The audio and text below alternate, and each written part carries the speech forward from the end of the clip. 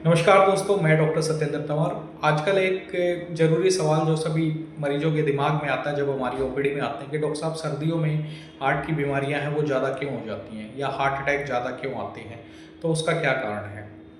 तो उसका कारण ये है कि हमारी जो सर्दियां हैं वो थोड़ी ज़्यादा होती हैं। नॉर्थ इंडिया में अगर आप कंपेयर करो तो एकदम से सर्दियां स्टार्ट होती हैं, और जब भी सर्दियां होती हैं तो क्या होता है, आपका जो पेरिफेरल सर्कुलेशन है, पेरिफेरल सर्कुलेशन मतलब जो ब्लड की सप्लाई है हाथों की तरफ है, हाथ आपको कैसे फील होंगे?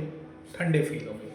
ठंडे फील होने का क्या मतलब है, जो ब्लड का जो सर्कुलेशन है वो यहाँ पे कम हो जाता है। आप हाथ आपको सफ़ेद भी दिखाई देंगे, लेकिन गर्मियों में वही आप देखो तो पिंकिश रहेंगे, क्योंकि फ्लो उसका ज़्यादा होता है। और ये ब्लड फ्लो, जब ये ब्लड वेजल्स हैं, जो धमनियाँ हैं खून की या नसें हैं, वो कंस्ट्रिक्ट हो जाती हैं, वो एकदम से क्या है, दब जाती हैं, और उसका जो ब्लड का फ्लो है, अब ब्लड तो अंदर ही है शरीर के, और वो क्या है, वो हार्ट की तरफ बहाव उसका सेंट्रल सर्कुलेशन की तरफ ज़्यादा हो जाता है। तो जिसकी वजह से आप देखेंगे कि यूजुअली हमारे बीपी में भी वेरिएशन आ जाता है, जिसको हम फिजियोलॉजिकल वेरिएशन भी बोल सकते हैं। ट्रांजिएंट वेरिएशन है थोड़े दिन के लिए। लेकिन जो लोग ऑलरेडी हाइपरटेंसिव हैं, बीपी के मरीज हैं या बीपी की दवाइयाँ ले रहे हैं, तो उनका बीपी थोड़ा सा कंपेरेटिवली बढ़ जाता है। एक चीज़। दूसरा क्या होता है, पानी की मात्रा शरीर के अंदर काफ़ी कम हो जाती है। हम पानी काफ़ी पीना कम कर देते हैं क्योंकि बॉडी की रिक्वायरमेंट कम हो जाती है। अगर मैं आपसे पूछूं, जो भी इस वीडियो को देख रहा है, तो सुबह से लेके अब तक आपने कितने गिलास पानी पिया है? एक छोटा सा सवाल। तो हार्डली इसमें से जवाब आएगा, सर मैंने 2 गिलास पिया है, 3 गिलास पिया है, सर मैंने बस सुबह ही पिया था, उसके बाद मैंने पानी ही नहीं पिया है, या फिर दूध लिया, कुछ और अल्टरनेट लिक्विड आपने लिया है। ये जवाब रहेगा। तीसरी चीज़, खाने की जो हमारी चीज़ें हैं, खाने की चीज़ों की अगर हम बात करें तो खाने की चीज़ों में जैसे क्या रहता है कि आप जो खाने की चीज़ें हैं वो थोड़ी हैवी हो जाती हैं। हैवी इन द सेंस, पराठे ज़्यादा खाए जाते हैं, तली चीज़ें, चिकनी चीज़ें वो ज़्यादा खाई जाती हैं। और नॉर्थ इंडिया में क्या होता है, घी और घी से बनी हुई चीज़ें, उसमें जैसे लड्डू आ गया, खोआ आ गया, या फिर आप घर की बनाई हुई गूंद आ गया, तो ये चीज़ें, हम गाजर का हलवा हो गया, ये चीज़ें ज़्यादा मात्रा में खाई जाती हैं। और अगर हम बात करें कि हमारे ब्लड के अंदर मोस्ट जो कंपोनेंट है, मोस्ट इम्पोर्टेंट, वो वाटर का ही इनटेक है। पसीना आना जो है वो काफ़ी कम हो जाता है, पसीना नहीं निकलता है सर्दियों के अंदर। एक्सरसाइज कम हो जाती है, पसीना हमारा जो है वो कम निकलता है। तो ये सारी चीज़ों को मिला के अगर हम देखें तो क्या होता है, कुछ पेशेंट्स होते हैं जिनको हम बोलते हैं सब क्लिनिकल। सब क्लिनिकल का मतलब होता है कि उनको कोई सिम्टम्स नहीं है, सिम्टम्स यानी लक्षण नहीं होते, लेकिन अगर उनको थोड़ा सा एक्सर्शन मिले या कुछ ऐसी चीज़ मिले, तो ओवरलोड हो, तो उनको सिम्टम्स आने स्टार्ट हो जाते हैं। तो जैसे ही गर्मी से सर्दियों में शिफ्ट होता है बॉडी, तो एक्लेमेटाइज होने में थोड़ा सा समय लगता है। सभी बॉडी के साथ वो फिजियोलॉजिकल वेरिएशन है।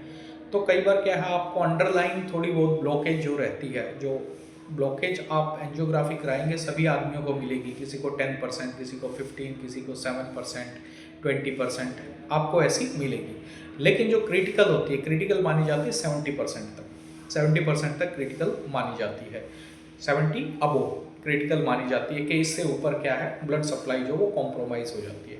तो ब्लड फ्लो जब हार्ट की तरफ बढ़ता है तो हार्ट पे जो है प्रेशर बनता है, और ब्लड प्रेशर भी उसकी वजह से बढ़ जाता है। तो सर्दियों में क्या होता है, ऐसे जो चीज़ें हैं, तो क्या है, हार्ट अटैक आने की संभावना ज़्यादा बढ़ जाती है। दूसरी चीज़ क्या है, सबसे मोस्ट इम्पॉर्टेंट, कि मसल्स के पेन इन द सेंस होता है जो मस्कुलर बॉडी के पेन या जॉइंट पेन, वो ज़्यादा दिक्कतें बढ़ जाती है। अब अवेयरनेस इतनी ज़्यादा हो गई है, मतलब जागरूकता इतनी ज़्यादा हो गई है, अगर किसी को लेफ्ट साइड पेन हो रहा है, कंधे में ही दर्द हो रहा है, या फिर हाथ में दर्द हो रहा है, या फिर छाती में दर्द हो रहा है, तो आदमी सबसे पहले एक ईसीजी जरूर करवाता है, या फिर डॉक्टर भी उसको एडवाइस करता है कि वो पेन कहीं कार्डियक ओरिजिन का ना हो, हार्ट से संबंधित ना हो। अब कई बार क्या होता है, अनडिटेक्टेड केसेस होते हैं। अनडिटेक्टेड केसेस का मतलब होता है कि अगर हम उनको स्क्रीन करें मतलब एग्जैक्ट उनको सिम्टम्स वो नहीं है, लेकिन जब इन्वेस्टिगेट किया गया, कुछ टेस्ट किए गए, तो स्क्रीनिंग के दौरान उनको कुछ पाया जाता है। जैसे ईसीजी किया तो ईसीजी में कुछ चेंजेस आ गए, चेंजेस के बाद उनको फर्दर इन्वेस्टिगेट किया। जैसे ईसीजी क्या है, एक बेसिक टेस्ट है, तो वो किया, तो उससे क्या हुआ, उससे पता चला कि हार्ट के कुछ ना कुछ प्रॉब्लम है। तो फिर उसके बाद फर्दर इन्वेस्टिगेट किया गया, इको किया गया, टीएमटी किया गया, या फिर स्ट्रेस इको किया गया, मिनी एंजियोग्राफी की गई, या फिर कन्वेंशनल एंजियोग्राफी की गई, तो उसमें ब्लॉकेज आ गई। तो ब्लॉकेज आने की वजह से क्या है, बीमारी का पता लग गया। एक ये कारण है। तो पिछले कुछ 5-10 सालों से अगर हम देखें कि लोगों का सवाल भी ये रहता है कि सर पिछले 5-10 सालों से केसेस हार्ट के कुछ ज़्यादा बढ़ गए हैं। तो किसी भी चीज़ का बढ़ने का सबसे मोस्ट इम्पोर्टेंट एक कारण होता है अवेयरनेस, कि अवेयरनेस जब बढ़ जाती है, जब आप कॉन्शियस हो जाते हैं, तो डेफिनेटली केसेस में थोड़ा सा तब्दीली आती है। अब क्या होता है, पहले ईसीजी आप देखेंगे तो एक छोटे से गांव में या कहीं पे आपको अवेलेबिलिटी कई बार कम मिलती थी 10 साल पहले। पिछले कुछ सालों से आप देखोगे पेरिफेरी में भी आपको ईसीजी बेसिक टेस्ट की सुविधाएं मिल जाती हैं। तो जब आप इन्वेस्टिगेट ज़्यादा होते हो तो स्क्रीनिंग ज़्यादा होगी, फिल्ट्रेशन ज़्यादा होगा।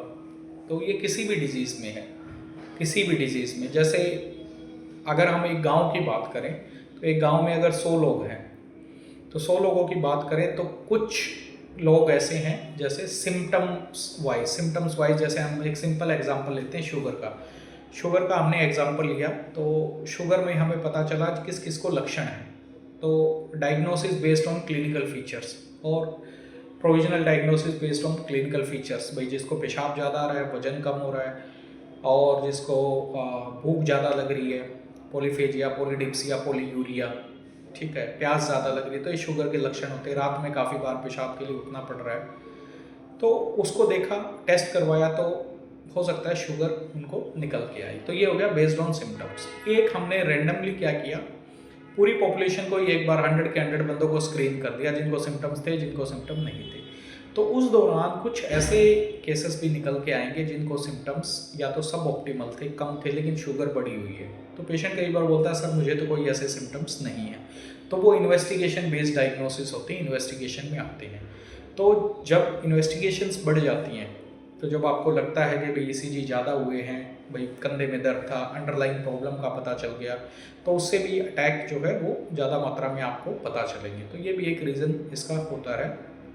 प्लस आपको अंडरलाइन कोई प्रॉब्लम रहती है, आपने इन्वेस्टिगेट, आपको कोई दर्द हुआ, आपने बेसिक अपना ईसीजी करवाया, तो उसके अंदर भी सिम्टम्स आ जाते हैं, एक चीज़। दूसरा, आप साइलेंट रहते हैं। कई बार साइलेंट बर्डन डिजीज़ का काफ़ी होता है, जो किसी पर्टिकुलर सीजन में ब्लोन अप हो जाता है। जैसे सर्दियों में, जैसे गर्मियों में क्या था, पसीना निकल रहा है, आपका पसीना निकल रहा है और पेरिफेरल सर्कुलेशन का डाइवर्शन होता है। लेकिन जैसे ही सर्दियाँ आती है, central circulation, peripheral circulation divert हो जाती है सेंट्रल सर्कुलेशन की तरफ, और वहाँ पे पाया जाता है कि हार्ट के ऊपर ओवरलोड बढ़ जाता है, कोरोनरी आर्टरीज में भी बढ़ जाता है। अगर वहाँ पे अंडरलाइन ब्लॉकेज है तो डेफिनेटली क्या है, आपने कोई भी एक्सर्शन किया, एक्सर्शन मतलब जैसे आपने काफ़ी लंबे समय तक रनिंग की सर्दी के अंदर, आपने एकदम से कोई वजन उठाया, आपने एकदम से क्या किया, बाथरूम के अंदर जोर लगाया। जोर लगाने का मतलब हो सकता है कि आपने स्ट्रेन किया, कॉन्स्टिपेशन हो गया आपको, तो उसमें भी आपको दिक्कत हो सकती है। या फिर आपने कोई किसी चीज़ को पुश किया, पुल किया, तो ये सारे लक्षण होते हैं। या कोई काम किया एकदम से बिना वार्म अप के, तो वो लक्षण होते हैं कि सडनली एकदम क्या हो, एकदम से हार्ट अटैक की संभावना बढ़ जाती है। तो इसके इंसिडेंट्स भी ये इस कारण बढ़ जाते हैं। तो इसके लिए बचाव के लिए क्या करें, बचाव के लिए जब भी आप सर्दी में निकलते हैं तो प्रॉपर दस्ताने, टोपा और ये चीज़ें अपना लगा के निकलिए, ठंड से बचें। एकदम जैसे आप गर्म कमरे में या कहीं पे भी रहते हैं तो सडनली एकदम से एक्सपोज ना हो, इस चीज़ का ध्यान रखें। दूसरी चीज़ें, लूक वार्म वाटर, थोड़ा थोड़ा करके गर्म पानी अपना पीते रहिए, ये ध्यान रखिए। पानी अपनी हाइड्रेशन प्रॉपर रखिए। घनिष्ठ खाना, जो मतलब हैवी डाइट होती है, जैसे एकदम से 4-5 पराठे खा लिए, ऐसी चीज़ें थोड़ी सी अवॉइड कीजिए। तो उससे क्या है, हम इस बीमारी से बच सकते हैं। और कई बार क्या होता है, कई लोग अर्ली मॉर्निंग एक्सरसाइज करते हैं, जैसे 4 बजे 5 बजे उठ के, और वो चाहते हैं कि इस सीज़न में भी उसी को फॉलो करें, इस सीज़न में भी उसी को फॉलो करें। तो प्लीज़ उसको अवॉइड करिए। आप पहले 6 बजे जाते थे, अभी 7 बजे चले जाइए, 7 बजे जाते थे 8 बजे चले जाइए। और आपको लगता है कि नहीं, मेरा लाइफस्टाइल ऐसा है या फिर वर्किंग पैटर्न ऐसा है, तो आपको भी चेंज होना पड़ेगा, क्योंकि प्रकृति चेंज हो गई है। प्रकृति चेंज हो गई है तो आपको भी चेंज होना पड़ेगा, क्योंकि प्रकृति से ही पुरुष है, प्रकृति पुरुष दोनों संबंधित हैं। प्रकृति के अनुसार अगर हम चेंज नहीं होंगे, अपने जो वो चीज़ें हैं उनको रिजिड रखेंगे, तो डेफिनेटली कहीं ना कहीं बॉडी को कॉम्प्रोमाइज़ होना पड़ेगा, और that sometimes going to give health hazards as expected, and sometimes happen, most of the time it happens. So just be careful, stay healthy, stay happy and follow your routine. Basic investigations अपनी जो है वो ज़रूर करवाइए। अगर आपको chest pain लगता है तो ईसीजी अपना बेसिक एक स्ट्रीमलाइन टेस्ट जरूर है। Thank you very much.